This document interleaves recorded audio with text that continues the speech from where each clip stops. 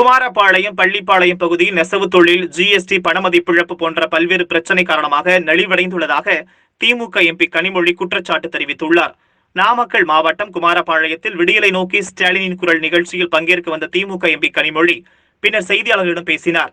Corona காலத்திற்கு பிறகு நெசவு தொழிலை மேம்படுத்த தமிழக அரசு எந்தவித நடவடிக்கையும் எடுக்கவில்லை என்றும், சாயநீர் பிரச்சினைக்கு தீர்வு காண நடவடிக்கை எடுக்காத நிலையில் அமைச்சர் தங்கமணி தமது உறவினருக்கு புதிதாக சாய சலவை அமைப்பதற்கு அனுமதி வழங்கியுள்ளார். சாய சலவை கழிவுநீர் நேரடியாக ஆற்றில் கலந்து சுற்றுச்சூழல் பாதிப்பு ஏற்பட்டு வருவதற்கு தீர்வு ஏற்படவில்லை என்றார். மத்திய அரசு காரணமே இன்றி உலக சந்தையில் பெட்ரோல், டீசல் விலை குறைந்து வரும் நிலையில் மத்திய அரசு உயர்த்தி கொண்டே வருவதாக தெரிவித்தார். இதனால் சுற்றுலா, லாரி தொழில்கள் பாதிக்கப்பட்டு வருவதாகவும் தெரிவித்தார். தமிழக நீட் தேர்வு குறித்து நீதிமன்றத்தில் கண் துடைப்பாக மட்டுமே வழக்காடியது அதிமுக.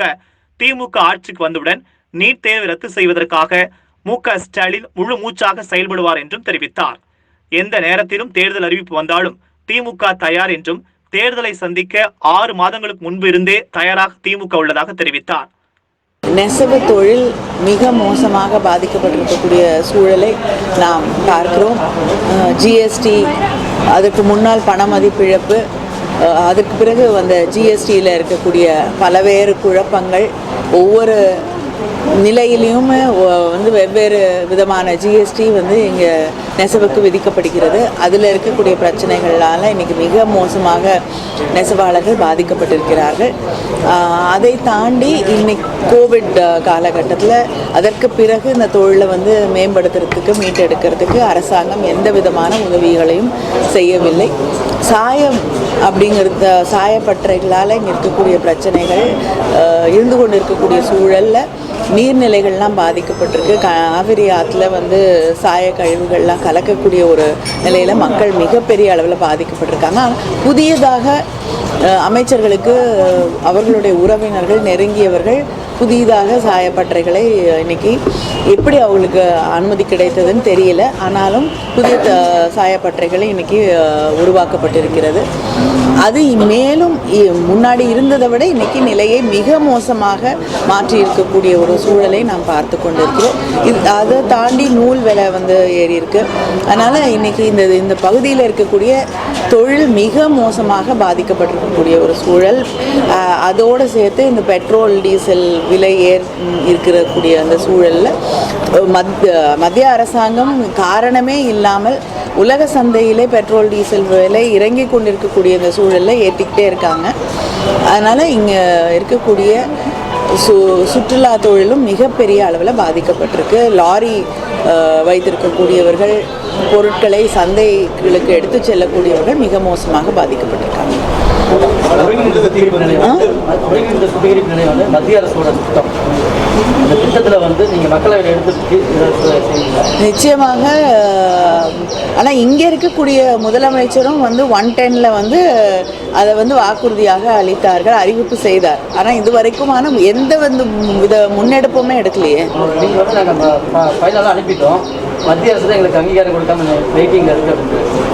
அது வெளிப்படையாக சொல்லுங்கள். இது மாதிரி மத்திய அரசாங்கம் அனுமதி அளிக்கவில்லை என்று ஏன் அழுத்தம் கொடுக்க? ஒரு கூட்டணியில் தான் இருக்காங்க, அழுத்தம் கொடுத்து வாங்க முடியுமே. ஆனால் அதை செய்கிறதுக்கு எந்தவித முயற்சிகளையுமே எடுப்பதாக தெரியவில்லை.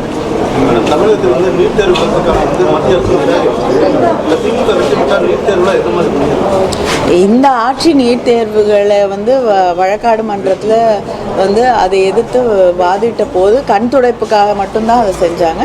நிச்சயமாக திராவிட முன்னேற்ற கழக ஆட்சி முழு மூச்சாக நீட் தேர்வுகளை ரத்து செய்வதற்கான அத்தனை முயற்சிகளையும் எடுப்போம் என்று தளபதி அறிவித்தார். அனைத்து கட்சிகளும் தேர்தல் பிரச்சாரத்தை தொடங்கிட்டாங்க. எந்த நேரத்திலும் தேர்தலை சந்திக்க திமுக தயாராக இருக்கு.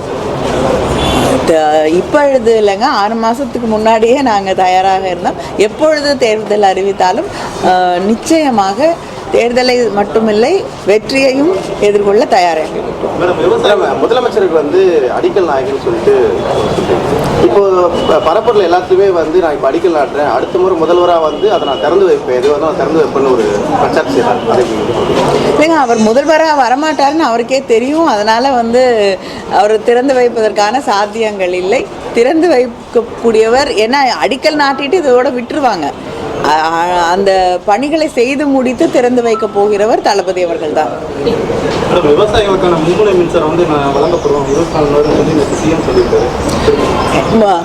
உதய மின் திட்டத்தில் கையெழுத்து போட்டு விவசாயிகளுடைய இலவச மின்சாரம், நெசவாளர்களுடைய இலவச மின்சாரம் ரெண்டையுமே கேள்விக்குறியாக்கிட்டு இவங்க வந்து யாருடைய பெயரால் ஆட்சி நடத்துகிறார்களோ அம்மையார் ஜெயலலிதா அவர்கள் அவர் இருந்த வரைக்கும் உதய மின் திட்டத்தை எதிர்த்தார், தொடர்ந்து எதிர்த்தார். அதை ஏற்றுக்கொள்ள மாட்டேன் என்ற நிலைப்பாட்டை தான் அவங்க எடுத்தாங்க.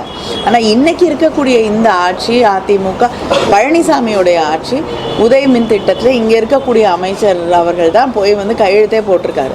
போட்டு இன்னைக்கு அதை ஏற்றுட்டு இப்போ இலவச மின்சாரம் கொடுப்பேன், நெசவாளர்களுக்கு இலவச மின்சாரம் கொடுப்பேன்னு இதெல்லாம் மக்கள் நம்பி ஏமாற தயாராக இல்லை.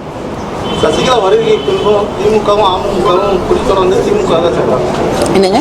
சசிகலா வருகைக்கு முன்னாடியும் அதிமுகவும் அமமுகவும் திமுக தான் எங்களோட எதிரி அப்படிங்கிறாங்க.